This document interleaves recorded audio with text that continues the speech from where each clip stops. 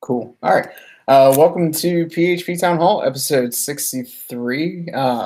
We're bringing it back with our investment series. We got Jason McCurry coming back to us for part two. Say hey, Jason. Yo, yo. And then, as always, joined by my best friend and fellow short person, Ben Edmonds. Yo.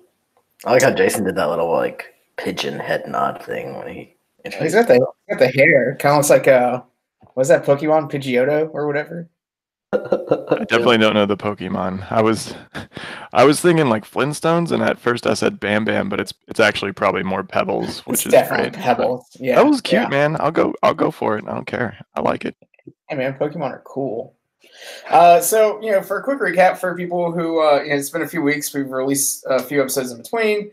Last time we were also joined by another friend of the pod, Anthony Fox, and we kind of discussed things pertinent to kind of everyday life, not necessarily for developers, but definitely for people making a lot more money than they have in their life before. Things like budgeting, how to kind of battle lifestyle creep and things like that as your salary grows exponentially. We kind of touched on things like investing and how to kind of make your money work for you going forward. So that way, as you get closer to like a retirement age, you don't have to worry so much about working every single day. You can kind of let your money do the work for you. But so now we want to bring Jason back, and we want to talk at a deeper level, basically all different kinds of investing that you can get yourself into, and what it can kind of help you do both in the short term and the long term goals that you may have for your life. So I think like we can start out. What is the difference between something like investing and trading? We always hear all these different terms. If you turn on like CNBC or any other kind of business type podcast, news, NPR, things like that, they're always kind of throwing around words like trading, the stock exchange, investing. For people who don't know, like how does that break down to like a kind of like a layman's breakdown of those terms? For me, it normally deals with time. Something that I would do long term, meaning I guess for me, and this is all relative, of course, but I mean for me, long term is anything probably more than a year. I mean, I have a very short time horizon. So if I'm making an investment, I'm thinking things that are longer term, like a house or a bank CD, or maybe like a particular company that I believe in for a very long period of time, like traditionally, um, you know, way back, what our parents probably called like blue chip stocks, like big companies that aren't going to go anywhere and you believe in their growth, nowadays, things like 3M or something along those nature, something that pays potentially a dividend. These things I just kind of own and I forget about them. I don't really practice any kind of like, watching. And if they go up and down, it doesn't bother me at all. And so like you could do this with the long-term indexes too, like we talked about. But trading, getting back to the question, trading is short-term. It's something might be on a week, a day, but definitely under a year. It's something I've got like a short-term time horizon on. So that's me. I mean, again, these probably aren't technical definitions, but when someone says they're investing in something, I typically my mind goes in like a kind of a long-term mode. Like, don't worry about the daily, oscillations and so forth. So yeah, I don't know. Well, I was go just ahead, gonna say, yeah, I think a year is probably the line because you have like short term cap gains tax and long term, Mm-hmm. and that's usually the cutoff there, right? So at least in the U.S. So I think a year is probably a fair bet. Go ahead, Matt. Yeah, I mean, a year sounds good, and like the way Jason brought up investments, things like houses, cars, things like that. But Jason, you threw out a word I wanted to kind of bring you back on, which is the dividends. Because that's not a word that you usually hear thrown around, especially in everyday settings. I was kind of curious if you could kind of give us a little bit of breakdown what you mean by that kind of stuff. Yeah, dividends are basically a percentage, kind of like a savings account pays you interest. A dividend normally yields a certain percent interest. And if you are an owner, have shares in that company, an equity owner, then you will receive that dividend. Some dividends typically are a quarterly basis, but there are some like monthly stocks that pay monthly dividends. There are some that pay annual. There are some that have special dividends, that happen every now and then, like when a company merges or acquires, something. You'll get things like that. But typically, you can find dividend paying stocks that give you on a quarterly basis, some kind of income, which is pretty cool. So I'm a big believer in having dividend-paying stocks kind of as part of my portfolio, and they're typically, obviously, because I want to get that dividend, I need to own the underlying stock. I can't have like options or anything else. I actually have to have like an equity asset position in that company to get the dividend. So those are typically the only thing in my portfolio anymore. Anything else, I kind of do my investment portfolio, like my stock portfolio. Anything else is normally like an options trade. So when you're looking to buy a stock for a trade, what do you look for? What are signs that this could be a good trade in your favor? Yeah, that's the magic sauce, isn't it? I will say that I've found that when I try to overthink or I try to look for that silver bullet, I'll end up losing money a lot quicker. Just because there kind of isn't one. And it's also not something that, while it is like like I mentioned, a passion of mine and it's something I've been doing for a very long time, almost as long as programming. It's not something that I've completely dedicated as much time as I have to something like programming. So as such, there's probably like miles and miles farther for me to go in my like learning journey as far as investing goes. So I'm not a big like technical analyst. I don't go through and read every single line of like a quarterly filing from a company. So I don't do a lot of the homework. Is the point that probably people that do this day in and day out would do. So what I do is I try to find a company that I can relate to, or like kind of on a human level. It makes sense. And honestly, at the end of the day, those have been my best trades. So for some examples, um, I picked up Apple when the iPhone came out. I just thought it was a huge revolutionary product, and I'm in tech, so it makes sense. When Amazon started getting into like AWS and now shipping and like all these things, is just like, man, they are doing everything. So, I've been in and out of Amazon over the years. Now their stock is so high of a share price that I normally use options, just because at $1,800 a share, like that's a lot to shell out. So, but yeah, I mean, I try to find things. I mean, even things that aren't tech related. Maybe your cell phone is through AT&T or Verizon. They pay dividends, so like maybe I'll own them, right? And I'm effectively like putting that monthly money that I pay them for my cell phone bill back in my pocket. And even if it's a wash, like there's just fun little ways to kind of again game the system without trying to get like again that secret sauce or that like inside info or whatever. Cool, Yeah, awesome. So go ahead, Ben. yeah. That's like personally too. Like, I treat investing and trading as like very different disciplines. So I try not to over analyze my investments because it's really easy to if you're used to like trading, right? So you can get like super kind of blind or blindfolds on or whatever. Blinders on is the phrase I was looking for.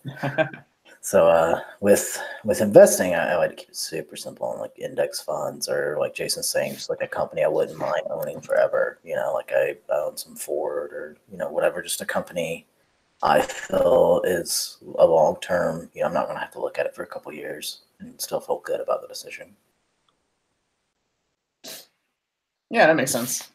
What platforms are you guys trading on? Like, what do you have an app or a company that you go through, or do you kind of play different apps against each other? Yeah, I mean, I'm on a few. I've probably tried them all over the years. I am mostly trading through TD Ameritrade currently, just because I've been with them the longest. So I've kind of been able to negotiate relatively low commissions, but they still aren't commission free. And so as such, lately I've been as Robinhood's platform has been getting better. For example, they've opened it up to options trading about gosh, it's probably been a year now, but at first the platform was pretty terrible. You couldn't do any advanced options trades. Like you could do real simple stuff like buy this, but you couldn't really set up strategies, and it was kind of hard to track. But I'm trying to use them more because I do like that, commission free. I totally believe that's the future. Like, I think these brokers are going to start changing it up in the next couple of years, where it's going to be free commissions, but maybe you're paying for their services as far as like, having their analysis and their tools and their trade tracking systems. Because that's what you should be paying for, in my opinion. I mean, as developers, we're kind of used to that. We pay for a service, right? Software as a service. I'm not going to pay you, 5% out of nowhere. I mean, I think the only thing we accept that for is like credit card processing fees, but even that's totally sucks. And, you're seeing people move to the best and lowest, in development like Stripe, or Square or other options, that just make that experience very seamless. Yeah, so I've been loving Robinhood. Like any stocks or options I do is through there now, which so people might have heard about them and be a little scared off because there's a recent drama thing where it so like you don't get it for free because it's free, right? Like there's always a catch somewhere. And the catch with Robinhood and catch is that I mean the main way they generate money, as far as we can tell, is that they sell the flows to like hedge funds and HFT firms. So those firms can get first look at basically what you're doing as a retail trader.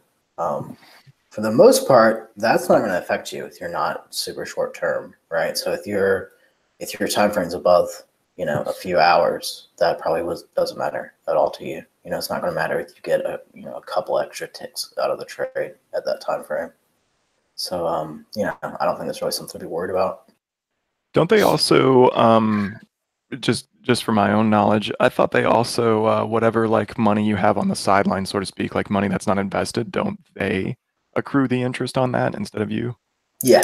Okay. Yeah. Yeah. Which that's more the traditional brokerage thing, right? Like, sure. Yeah.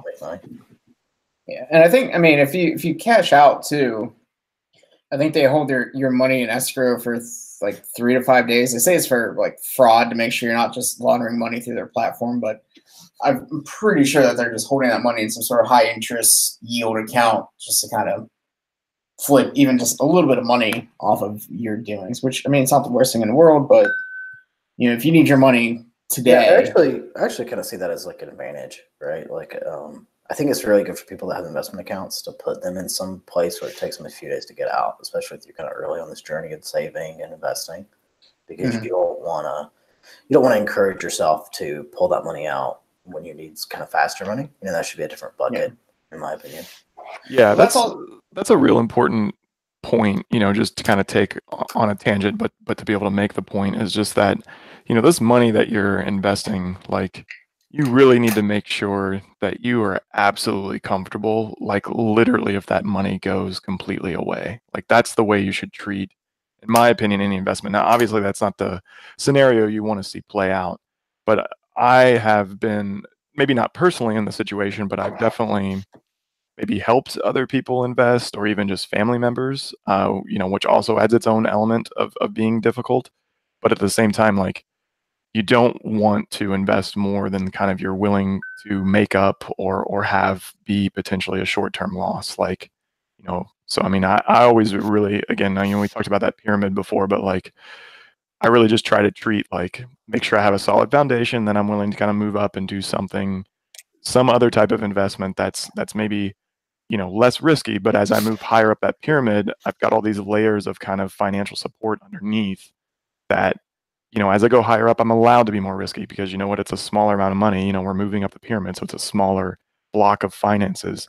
And again, if that goes away, then great. If I'm building my base, then I can continue putting more money up at each level and kind of growing that pyramid horizontally, if you will. But that vertical stack gets smaller and smaller and smaller. And I consider stock investments definitely third or fourth tier up that, and then options, fifth tier, and just keep going on up with different things.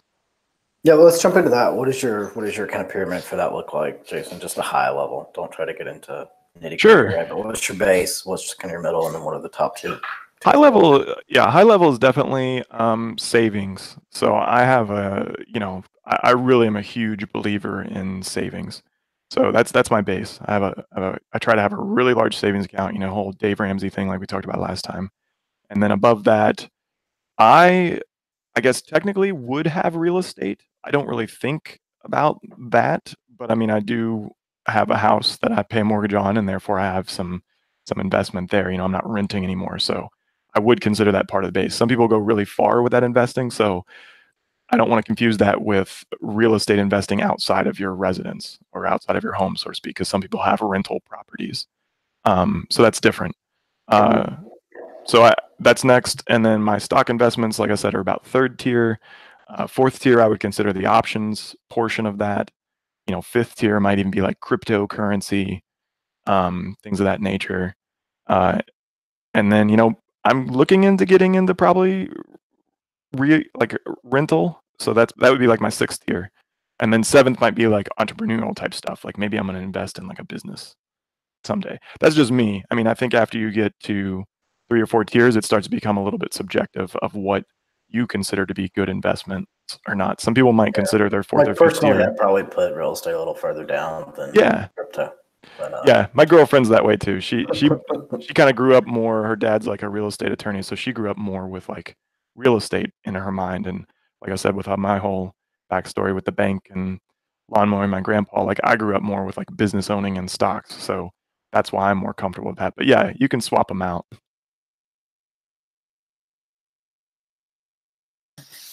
Cool. Yeah. I don't know if we really want to talk about crypto, but I do want to dive into like the option stuff that you're doing. Because I know this week, hell yeah. Anyway, do what? This past week's been nice in crypto land. Yeah, a little bump, huh? Yeah, a little bump after how long though? We don't talk about the bad days, Matt. That's all I know how to talk about. It's going to the moon. Yeah, dead money. So is NASA apparently, but who knows? But so like if there's time at the end, we can kind of talk about crypto and its plus and minuses. But we kind of dived into options there for a second. So I know that's kind of a term popping up a lot more across the investing worlds, and now that it's on Robinhood for quote unquote free, it's easier to be accessed by people. So I'm kind of curious, like, what are options and what do you do with them? You trade them. Options are definitely a different beast. I'll just kind of mention them in a high level and then maybe their appeal. So at a high level, it's not just owning a stock. That's pretty easy, right? You're kind of just making a choice to say, look, it's a very like one direction choice. You're saying, I'm going to own Apple today, and I believe they're going up. And there are ways to trade stocks and say, I believe it's going down. You can short a stock as well. But the point is, you basically are owning an underlying asset, and you kind of have everything else is at your discretion, meaning time. So options are a little bit different. They add a couple of extra factors. You now have to say things like, okay, I'm willing to own this stock at this certain share price within this certain time frame.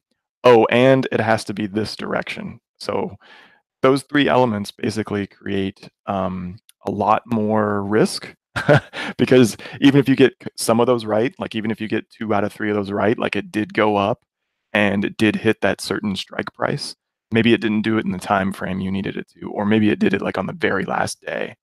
So it's just very, very difficult, and there's a lot more elements to control, a lot more variables, if you will, to kind of measure and get right. And because of that, even when you are right, you can end up being wrong. So the way they work is you don't really own the underlying stock. Like the stock is actually, you actually have like a document somewhere that says, I own these shares. But like with options, you're really just owning the right to some shares. You don't actually have them. It's kind of like an insurance premium. Like you pay a little money, you kind of have the right to be covered under this, quote unquote insurance plan, if these other like conditions are met, right? So it's a nutshell. Yeah, and the real advantages there, right, are kind of leverage, and then also just the risk reward can be greatly skewed in your favor if you do it well. Yeah, that's absolutely the appeal. Like the appeal is, like you said, the leverage. So normally a options contract is worth 100 shares of like the underlying stock. So you basically have 100-to-1 leverage on the stock. So because of that, for a smaller dollar amount, you can actually theoretically leverage more shares of the company than you could have owning outright. So earlier I talked about Amazon being an $1,800 a share per share, you know, but I could buy some options for maybe, $200 and I'm leveraging 200 shares. So, I mean, that's kind of amazing. Now, those would, again, probably have a low probability of success based on those, generic numbers. But the point is that you can do more with your money potentially when you do get it right. So a lot of times options trades require you to maybe put several of them on and use a lot of different strategies, with the expectation that maybe only one of those will pay off. But the point is, it would be such an outsized winner that it kind of makes up for your losses in a way.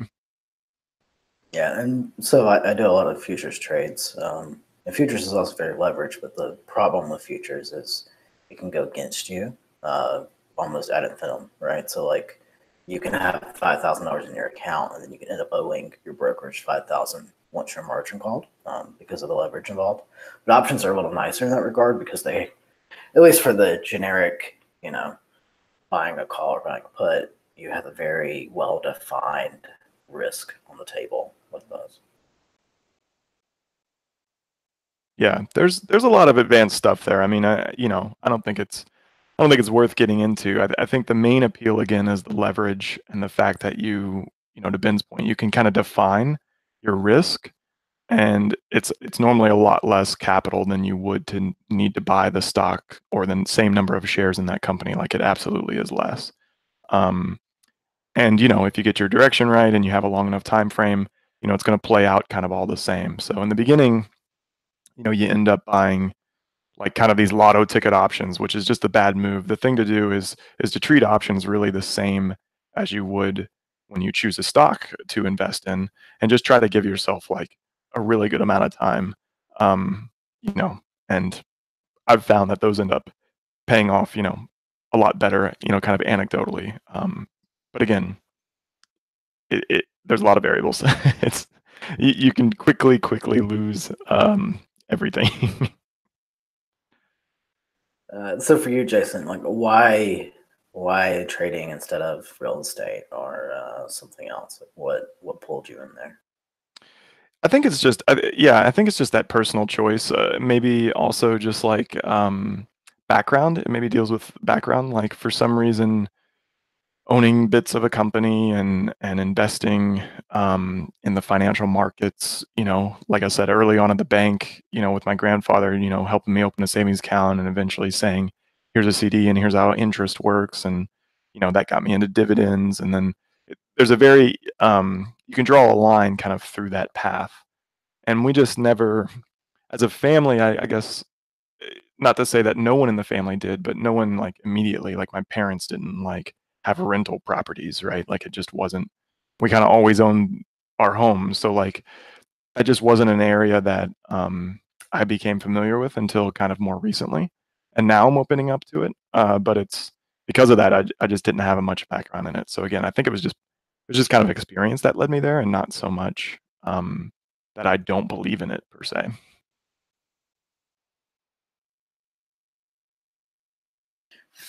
So, I mean, if you're gonna go back, Jason, and like change anything, like let's say 10, like if you have what you have now, the knowledge you have now, but take it 10 years back, what would you do differently? Would you jump into options sooner, or leverage a different market or something like that? Like, what would you do? Wow.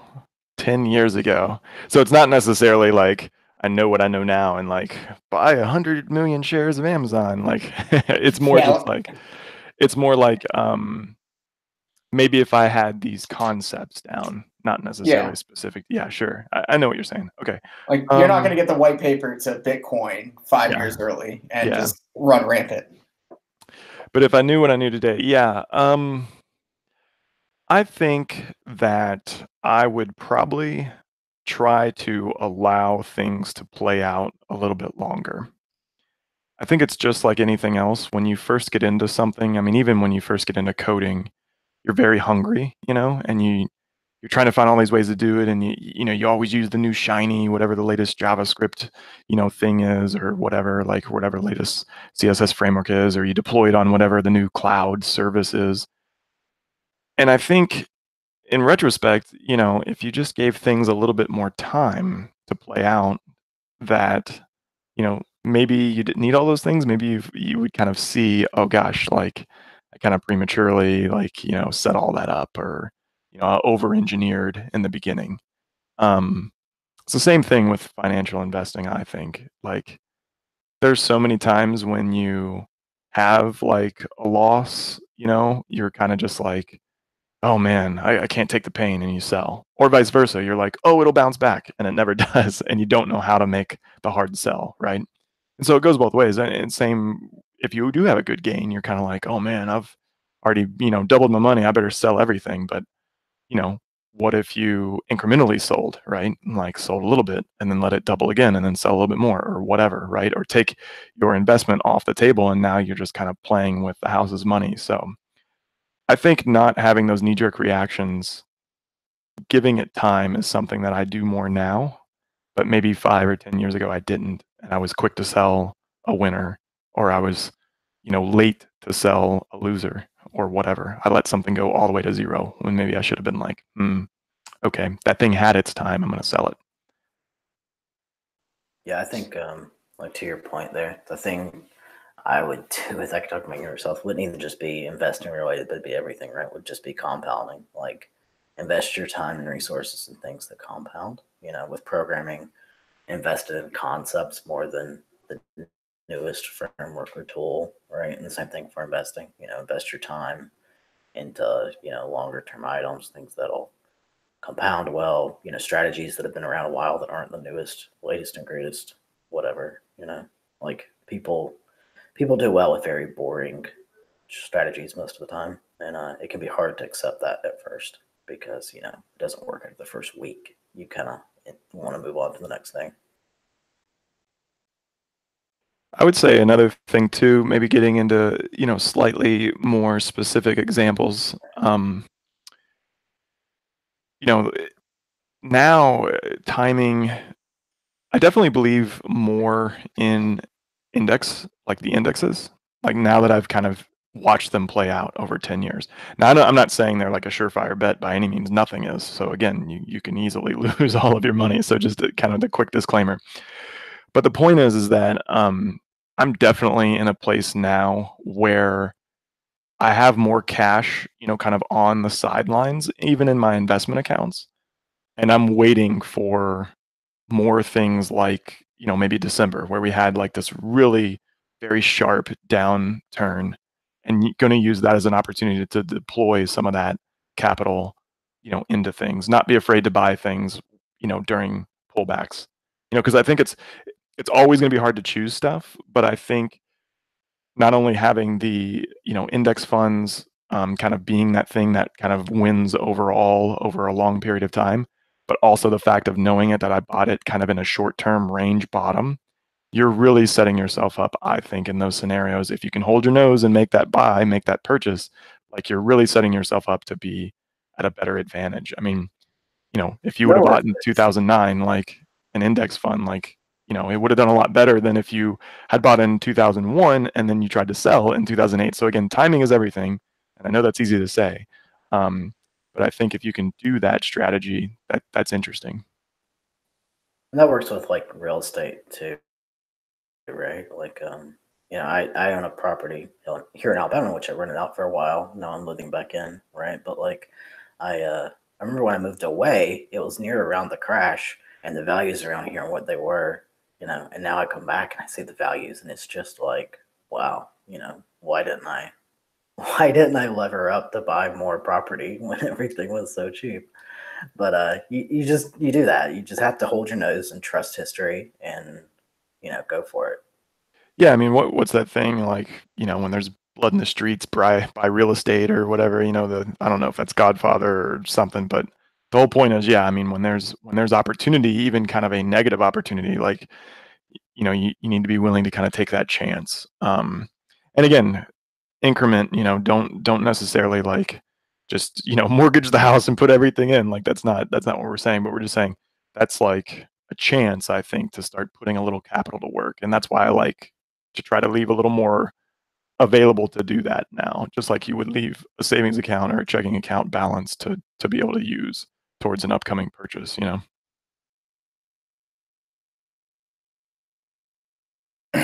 So I mean that's all awesome information so far. One thing that's been in the news lately too that I wanted to bring up is this concept of fire. I was curious if you, Jason, I know Ben, we've talked about it a good bit. Jason, I was curious if you've heard about it, or if you're trying to go down that path or anything like that. No, what is this? Fire? What? So fire, it's two different concepts. It's breaking down to financial independence and retire early. So it's a lot of people, cool. It's I guess an acronym. I can never remember that word. It's one I never use all that often. But so the concept was popularized by a guy who runs a blog called Mr. Money Mustache. And basically just like, here's the math. If you want to retire early, you save X amount per year, and you can fast forward to retirement by X amount of years based on your savings percentage. And if you save 100% of your income and put it all in investments, things like index funds and things like that, you can retire in, I think it was something as cheap as 3 years. Well, that's not feasible. So you scale it back down, but you can still ramp up really fast in early retirement. And so a lot of people use investments and things like that to make it happen a lot faster. So, I know you're very leveraged in the market. I was curious if that's kind of like your end goal is to kind of retire early and do whatever you want to do, or are you just trying to have some fun and create extra income that way? Yeah, I think that just going back for a second, is that like a site where you can plug some numbers in or anything, or were you just saying that's the principle of like? We can throw it in the show notes of the the article he has. Shockingly, I mean, not shockingly, so a lot of firecalc.com. If you want to check that out, yep. That's kind of one of the popular sites. Go ahead, Matt. Well, I was gonna say, FireCalc is one. A lot of the early Fire type people were all software developers making massive salaries and living extremely low income lives, very beneath their means. And they've all kind of used their skills to build calculators, websites, blogs, and that kind of thing.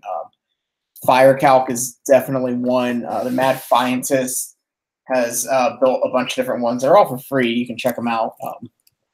Yeah, so I do want to throw out to people. So like the back of the napkin calc here it actually was pretty mind blowing for me when I first heard it, right? And it was just like, no, it's not possible. But if you research it, there's actual data and papers to back it up. So the back of the napkin calc is really just 25 times your annual spend is what you need. And that's for you to live indefinitely with that spend, with a fairly small percentage chance of that failing.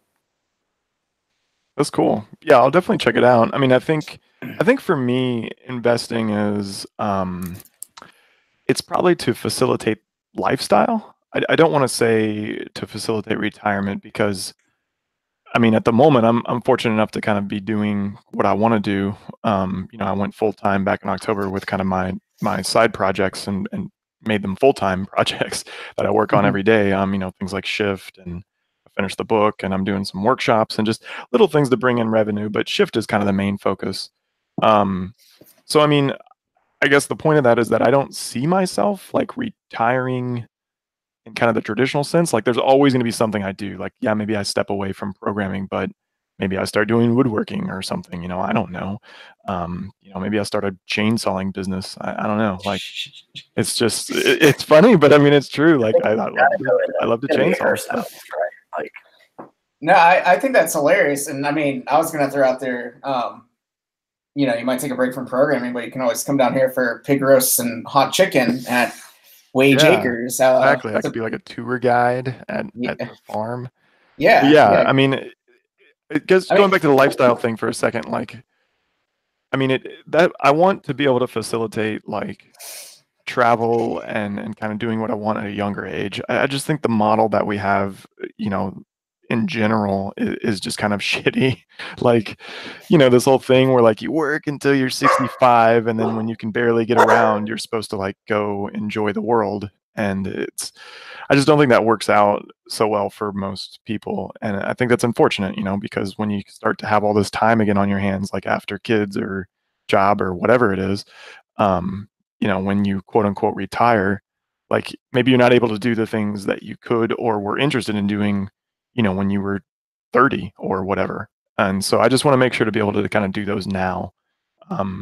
even if that means I'm missing out on maybe a high paying salary if I stayed in the career or whatever, like that's okay with me. That's an okay trade-off. That's not to say I want to blow all my money, which is why I do the investment, to kind of keep myself stable. And I'm interested in those calculators and whatnot, but it's just a lifestyle choice, I think, for me. It's not necessarily aimed at retirement or like being, a billionaire or something crazy. It's really just to facilitate the lifestyle that I want. Well, I mean that's what the first part of the acronym is financial independence, kind of being able to do what you want to do on your terms. You say you want to do like woodworking, traveling, things like that. If you have the money available and it doesn't hurt your career in terms of like what you're doing now, which is side projects. Well, side projects turn full-time projects and clinics and things like that. And you can travel and do whatever you want to.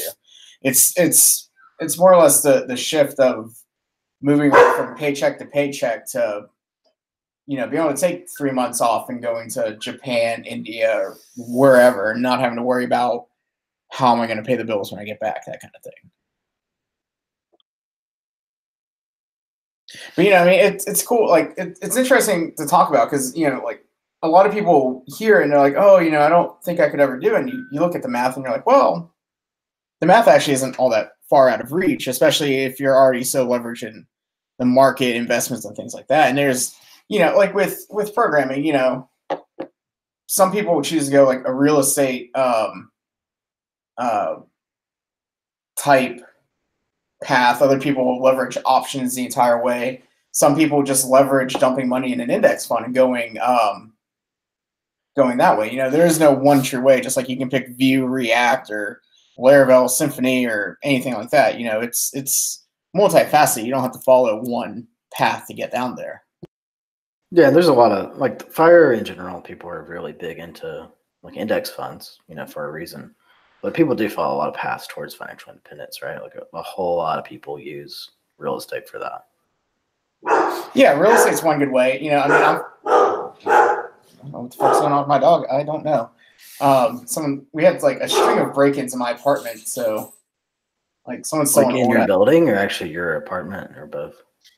Someone tried to break into like another one of our buildings, and then last week or something like that, I walked out and like 3 different people had their car windows smashed in. I was like, oh, this is awesome. Fortunately, like my car didn't lock at night. And so they just like opened my door and rifled through my stuff, and they stole like an old iPod, and I was like, okay, cool, whatever. But I don't have to deal with a broken window or anything. I was just kind of like, cool, whatever. But yeah, I mean, it's it's a topic that I've been like really passionate about and diving into. As I flew up to Midwest PHP to speak, and I bought a FIRE book called Playing with FIRE, and basically by the time I landed in Nashville, I had the book done. I was just so engrossed in it. If I wasn't hanging out with Jason McCurry after our talks and eating Shake Shack and eating cookie dough and things like that, I was like in the hotel room reading this book. It's a topic that I've really dived into. So I really love finding other people to talk to about it. So what are some of your personal goals with that, Matt? Do you have any like plans laid out for timelines you're looking for things to accomplish? I mean, I still need to like work out a little bit of the math, but I'm really hoping that. So I turned 32 at the end of this month, and it sounds really weird to say. Fucking old. I know. I don't know how I'm going to handle it. But so I turned 32 at the end of the month. I'd really like to be done with work by like my early 40s, like 42. I just want to be like, I'm out, I'm done.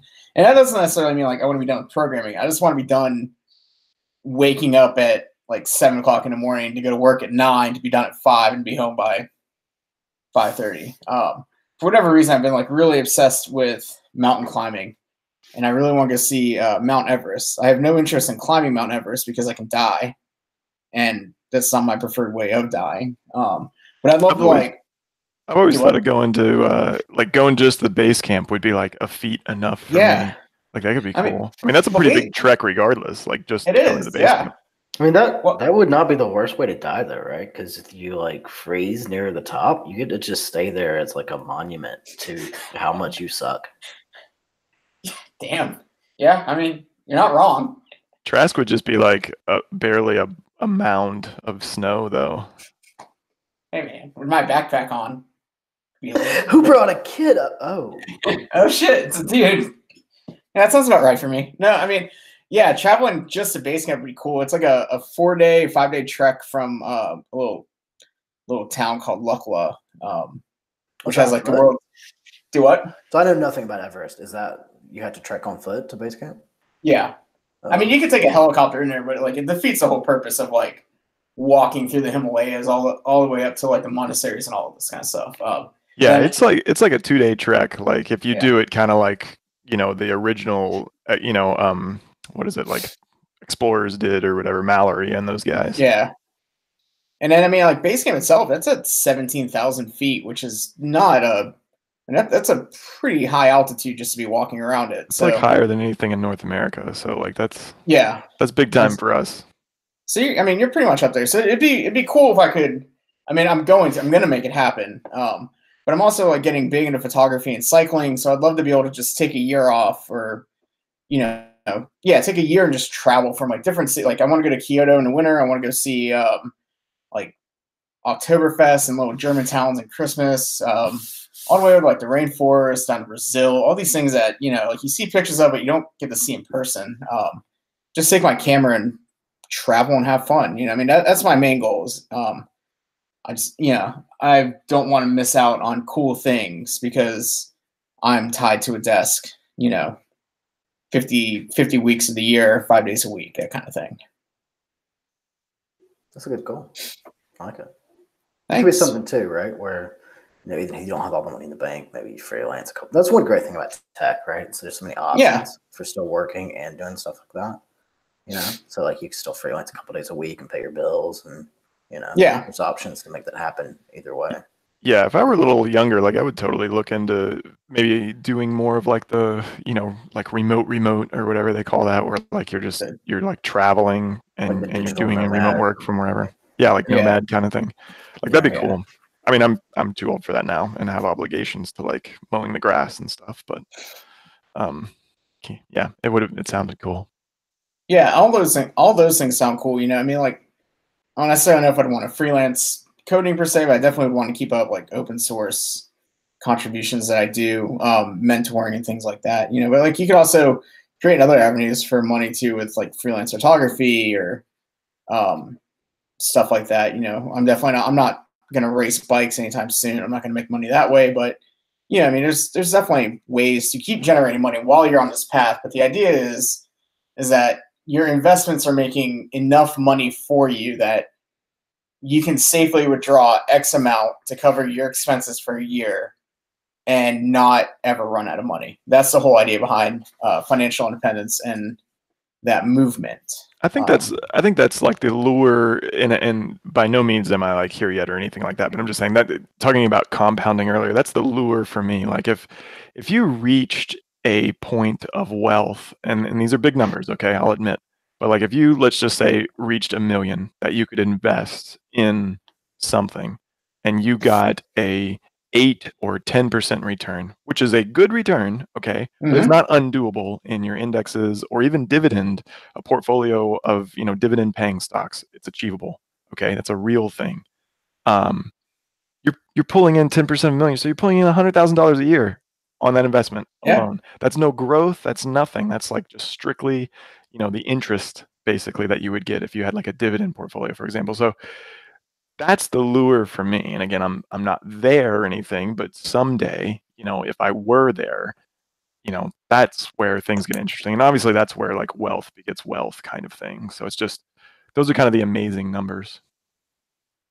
Yeah, I mean, it's like you said, if you just threw $1 million into like a total stock exchange index fund, makes 10% back, you have $100,000. You could, I mean, if you get your expenses relatively low enough, you could easily invest 25,000 of that back somewhere else too, into options or real estate or something like that, and create a whole nother income stream just to keep supporting yourself while you're out, mountaineering to Everest, or, creating a woodworking shop, anything like that. Start collecting exotic bicycles. Yeah, I don't even know what an exotic bicycle would be, but I mean, if they make them For short people, I would totally buy them. Unicycles, tricycles. Yeah, I saw a dude. I was downtown. I was giving a bike tour this weekend downtown Nashville. And dude rolling around on a unicycle, like through traffic and everything. I kind of thought he was going to die, but turns out he lived. It's a miracle how those things happen. So speaking of side projects and kind of creating streams of money, Jason, you kind of teased a little earlier or a couple weeks ago or so on Twitter about a new platform you're creating. Is there any you want to kind of dive into that a little bit now, kind of tease it out for people, or?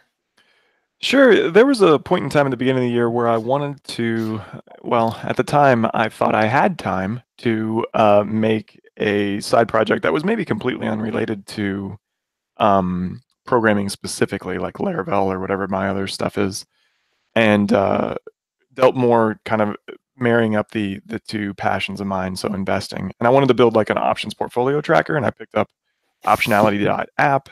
And at first I kind of just started blogging there, and the whole goal was to kind of build an audience. And then I kind of turned those into some live streams where I shared, building a product in general. And I think some people got value out of that, but unfortunately I didn't really build the audience. I had some milestones that I set for myself, like a certain number of followers and a certain number of like daily traffic on those blog posts. And I just didn't generate the amount of interest that I wanted.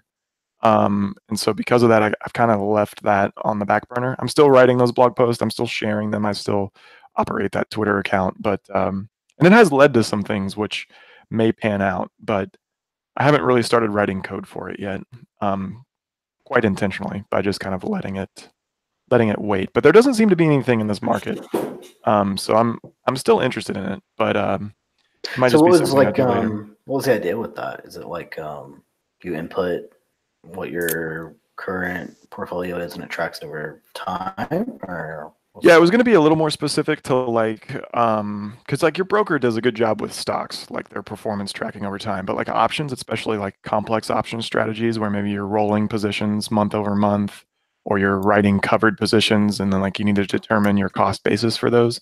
And I'm sure these strategies are similar within futures or cryptocurrency or anything where you're kind of rapidly trading around a position across multiple trades. Tracking that line and tracking your like total cost basis and things like that are actually not something those brokers really do beyond tax purposes. They don't really analyze that or group it in kind of a mint.com kind of way. So it was one of those things where like I think that I thought that there was a space for it. And again, a lot of the communities that I'm in, the investment communities that I'm in, are like use Excel spreadsheets and other stuff. So there's definitely not like a single app for this. And that's the the people problem that I've found in kind of the financial world, because I've had a couple apps that like, oh yeah, this would be great, this would be something I would use, and I build it, and I try to get other people interested, and it's like pretty much everyone's like, oh, but I already have the spreadsheet that does that, or it's different than other kind of markets I've been in trying to make apps for, because everyone is rather proficient with Excel, and Excel is an amazing programming tool if you're efficient in it. Sure. Yeah, I totally agree. It's always interesting different markets and like their application of tech and how maybe they apply tech. It's definitely not a if you build it they'll come scenario. And it really kind of never is, which is something I ended up talking about in those kind of live streams that I think people got more benefit out of, was like how would I go about building a product? Not even necessarily the product itself. So that's kind of why I just let it sit for a bit.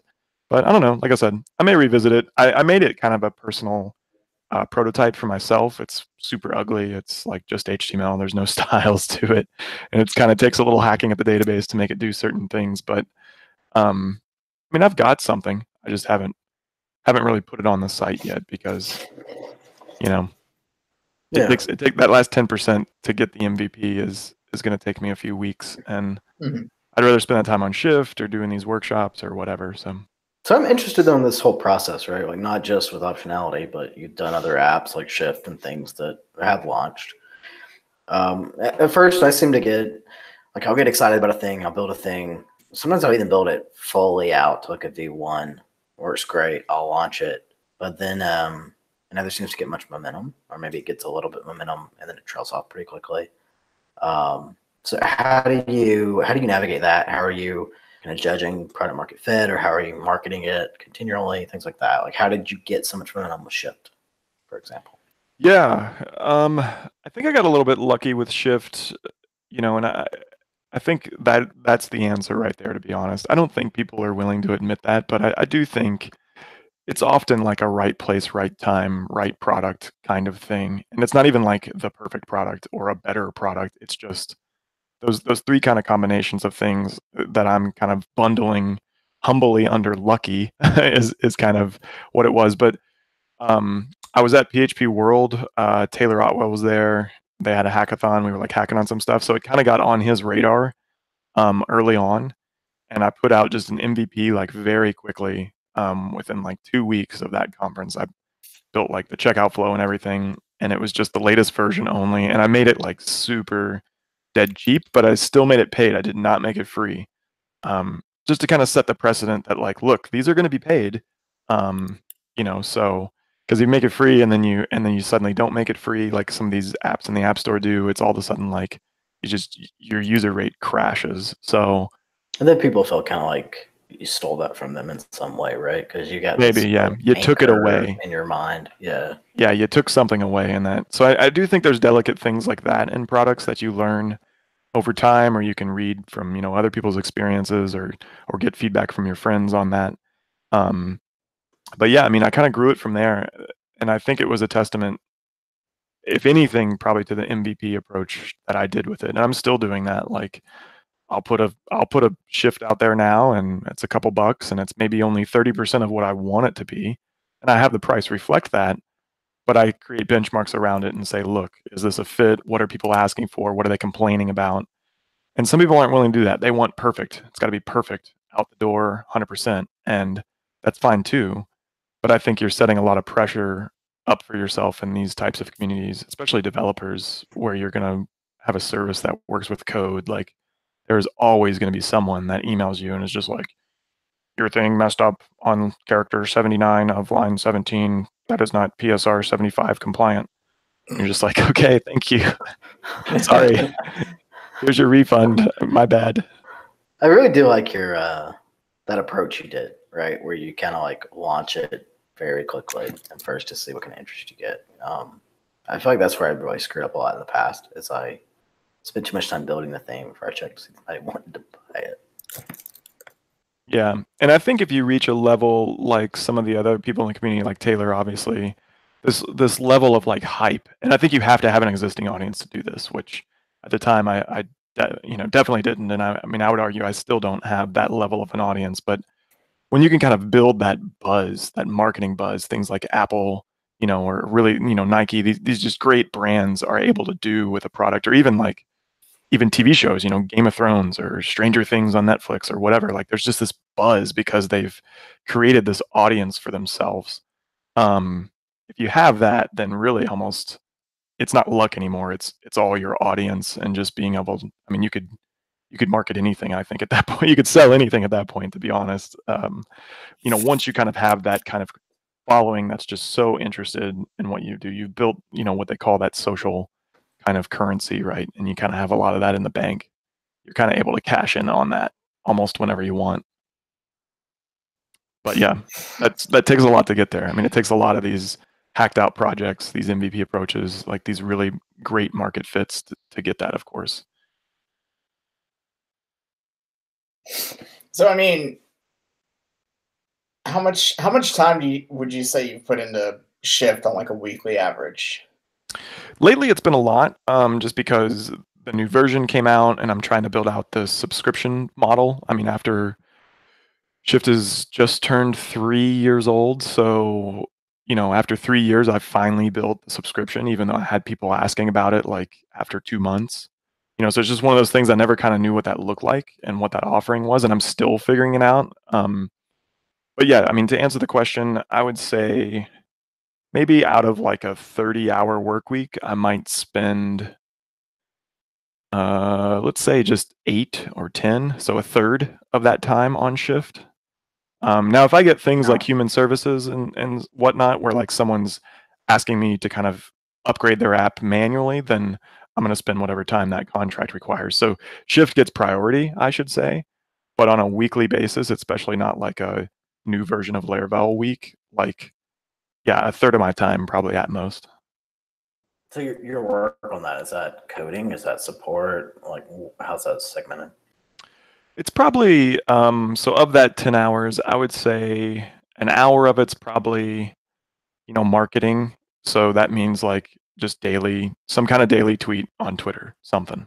Whether it's talking about a Shift product or talking about some Laravel news, or simply just retweeting something that's related to like the maintainability of your app that someone else in the community maybe tweeted and would directly benefit Shift users. So, every morning I'm doing that, regardless of if I'm going to work on Shift that day or not. So that's a little bit of time. Support's probably another hour, maybe even 2. And then the rest is coding. Normally I'll block off a day for coding. Like today, which is one of the reasons I got my little top knot here. I don't even think I've showered, to be honest. Like, I had an idea of a feature I wanted to work on today. So basically, after I kind of did the support and answered other emails, personal emails and whatnot, and kind of watched the market open, around 11, I started working on this feature, and I pretty much went all the way to 5 or 6, and I'm even going to do a little bit when I watch the basketball game here in a little bit. So the point is that that other remainder, I'll work on one feature a week, like something that's achievable in that time frame. An MVP version of it has to be achievable within that time frame. So if I'm a little less or a little over to get it done, I'll do it. But so today I worked on a fluent route converter. So like, it's a little bit technical, but Laravel gives you a lot of different ways you can write your routes, and some of them are kind of this old school array syntax way instead of using like the chainable method, like expressive method names. So I built something in the fixer that'll automate, like statically analyze your routes file and automate that cleanup. But it took about 6 or 7 hours to write that. So It's fine to get technical programming wise, right, on this podcast. okay, of course. I wanted to clarify that because I know we kind of before the podcast earlier. Let's not get too technical on trading. So with that, I found it really interesting the way you're doing some of the stuff with Shift, right? So for those that don't know, Shift is a tool that will basically upgrade your Laravel. So when you upgrade the Laravel version, which is a PHP framework, it'll upgrade your code for you, right, to match that, and like makes a pull request for you so you can review and stuff. And it's really cool the way it does that. How do you go about testing though? Do you hit many issues where like you think you have it down and you check it every way, but then somebody in the wild has some really wild implementation that surprises you? Or, that seemed like, it almost seemed insurmountable for me when I first heard about this, but then I saw it in action. I'm like, wow, he actually did it. Like, that's incredibly impressive. Yeah, well, I appreciate that. A lot of people, still kind of say it's ambitious, and it's fun to see people's reactions, on Twitter. I really appreciate those people who like take a screenshot and they're like, I cannot believe Shift automated this, like, wow, and like heart emoji eyes, like, makes my day. So, it's one of those things. It definitely is ambitious, and I think without that MVP attitude, I think I would have been in a place where I was like, man, I can't get this right. I'm not comfortable releasing this. So I think that is, again, kind of the pre-requirement to its success. I'm okay that every now and then I'm going to get an email of someone that sends me a screenshot of their PR and it's crap. Like well, not me, but Shift, messed up something. It missed some syntax and just like totally replaced like this wrong thing. And honestly, that's 1 in 100 at this point. But it's just like any other kind of neural network, if you will. Like, it gets smarter kind of the more people that use it. And I'm always going in based on analytics, based on feedback, and trying to determine what's the next feature. Is it a new feature, or is it going back to like Laravel 5.5 Shift and fixing 10 of these things that some people have reported? And so I'm constantly making them better, over time. And honestly, with each new version, I'll go back and look at definitely the version before it, but sometimes also like multiple versions before it, because I know the community that's going to create a jump for those stragglers that were way back on 5.4. Now that 5.9's come out, there's just enough features for them to finally make the leap. So I want to make sure that flow for them is good. So there's any kind of rule about like if it's 1 out of every 1,000, I'm not gonna worry about it. You just get a refund. Let's move on. And then if it's 2 people, then I start carrying. Or do you have any kind of like rules like that you follow? Yeah. Normally, if it's one person, and honestly, also the tone at which they're coming back on me, if they're kind of real aggressive, it should have done this. I paid money for this. You suck.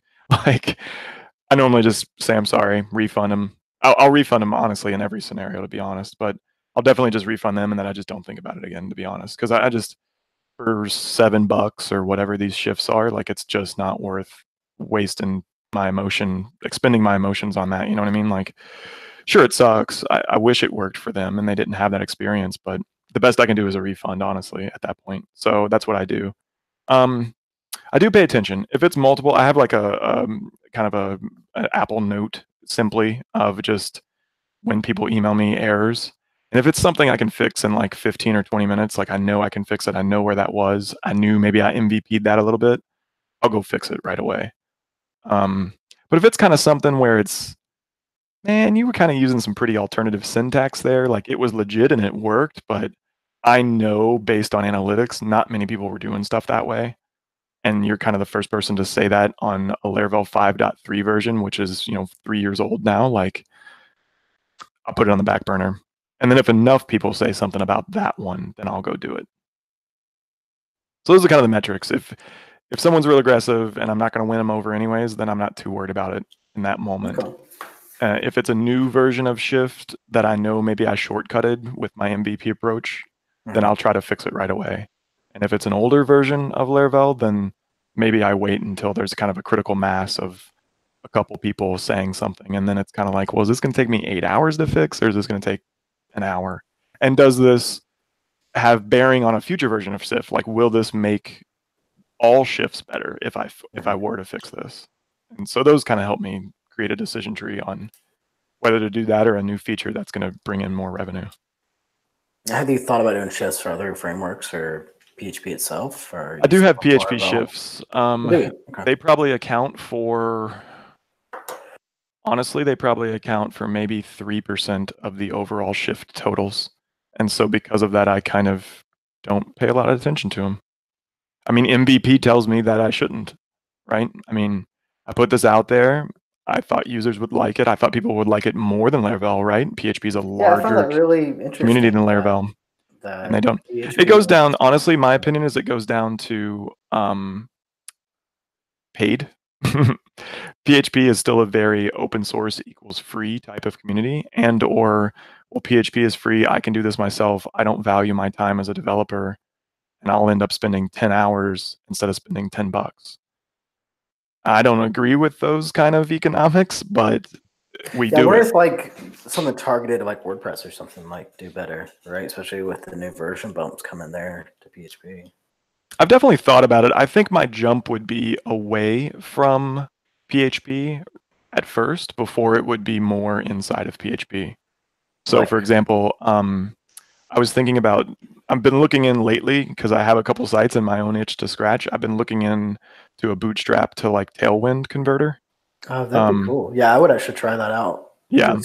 Just to like give me that push to actually try Tailwind, because I feel like there's just like barrier to entry to trying a new tool, because either I have to like try to port a site or I have to write a new site, and both of those are kind of a pain in the ass, right? So if I could like shift an existing site, it would be worth trying to me.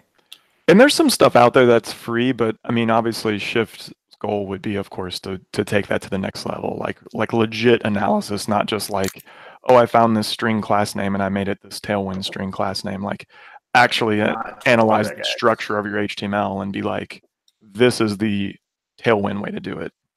Yeah. So I've also thought about Rails or even JavaScript. And again, just because those communities, I think, potentially appreciate their time more for what they get. Like, HTML email generators have been out. In JavaScript, but it is my experience in Rails.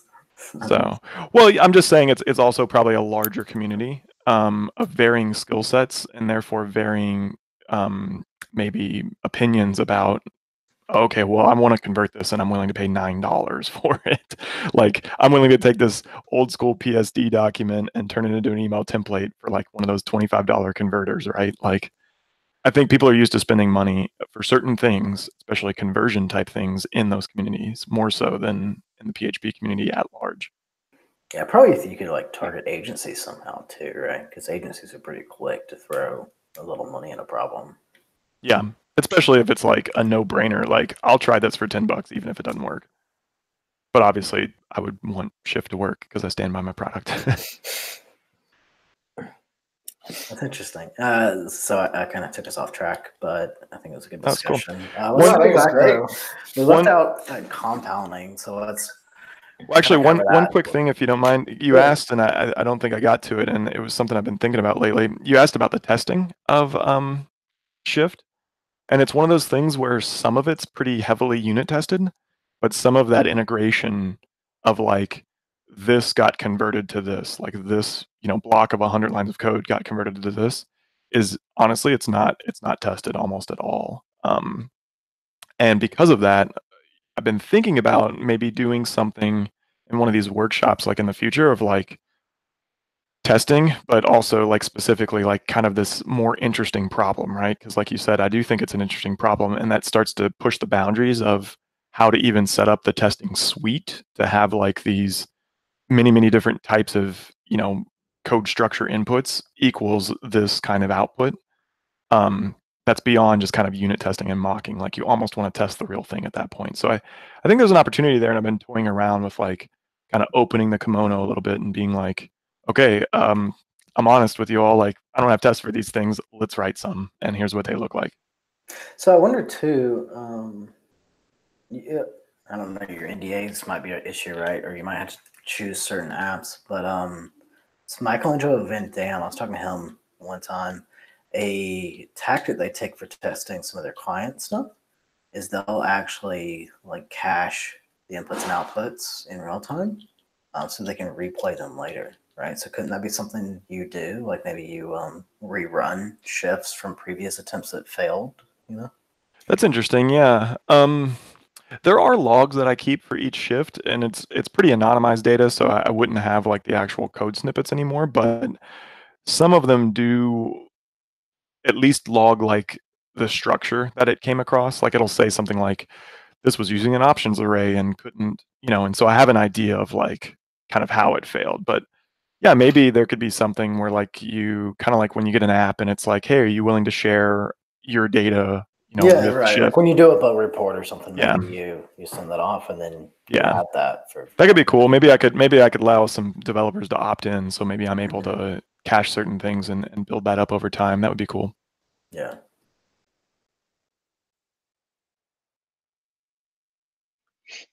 Yeah, all that. I mean, I think that'd be interesting, just because everyone, there's still like that whole debate around, is testing actually worth the effort? Even in 2019, it's still a conversation we seem to have constantly across the internet. So I think that's interesting. I think it was really cool to talk. We like deep dived on investing, and then talked about investing into side projects too, which is a whole different but super relevant and super adjacent topic to what we were talking about tonight. So I think this conversation is great. Is there, if you're going to leave like one piece of advice for everyone getting started with investing, either side projects or with their hard-earned money, what would you want them to take away from this? I think the biggest takeaway, honestly, is probably more on what we touched upon towards the end. I think as developers, we have, and I think this goes for anybody, but like, people don't value their time.